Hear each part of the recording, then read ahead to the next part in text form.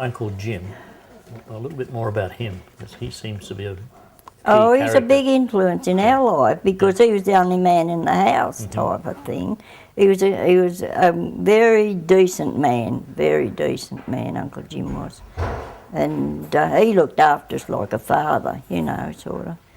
I was going to say you could ask your mother. He used to, if they were out with a boyfriend and we're out the front, you know, talking at night, he'd sing out, Ivy, Alice, time you were in bed. You know, he really looked after us like a father. And he put all that block into garden and helped Yeah, I remember the garden. help feed us and keep us alive. Yeah, he did, and he was. And very, very decent he was, a very decent man, sort of, you know. But he just lived for Mum, you know, and us kids. He used to say that he had to help keep us because Dad went in his place. He always felt that Dad died in his place, you know, sort of. Now, just before we move off that subject, are there any other stories or memories that your mum would have told you of that time? I can remember you walking on his cement before it was dry.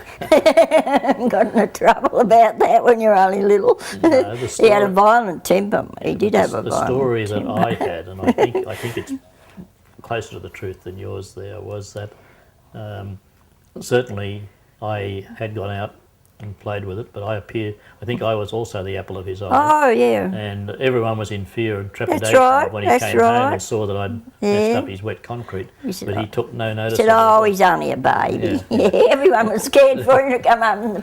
When he went to the pit, he used to I always liked ginger nuts, and he used to put them in his tin they had because they couldn't take a bag because the rats used to eat their food in the mine. Yeah, yeah. And I used to like them soft, and he used to take the ginger nuts and bring them home for us from the pit. Yeah. And Jimmy and I once, he had a tree full of apricots, beautiful. So it was a great apricot too. And he said, don't you kids try and pick them, they're not ripe yet.